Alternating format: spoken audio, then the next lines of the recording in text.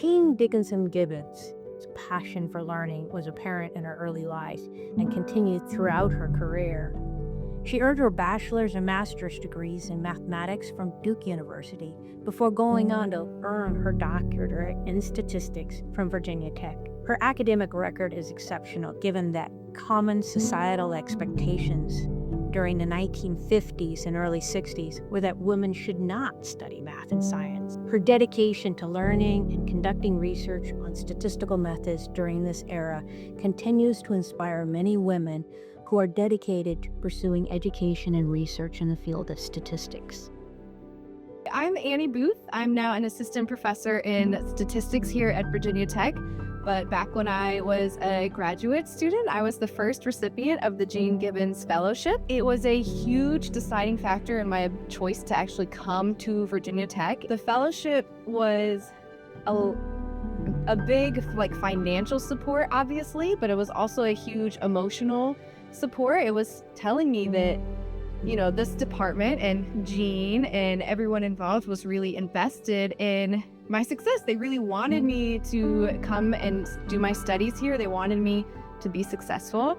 And knowing that as a young graduate student, starting something new, it can be really intimidating, but knowing that you had people like Jean who had your back was really invaluable. Dr. Jean Dickinson Gibbons Fielden is a pioneering statistician and one of Virginia Tech's most distinguished alumni. As just the second woman to earn a doctorate in statistics from Virginia Tech, she helped pave the way for generations to follow. A leading authority in non-parametric statistics, her research transformed how we analyze complex data across science, policy, and industry. Her work remains foundational to the field today. Beyond her scholarship, she has been a dedicated leader, mentor, and advocate for women in statistics.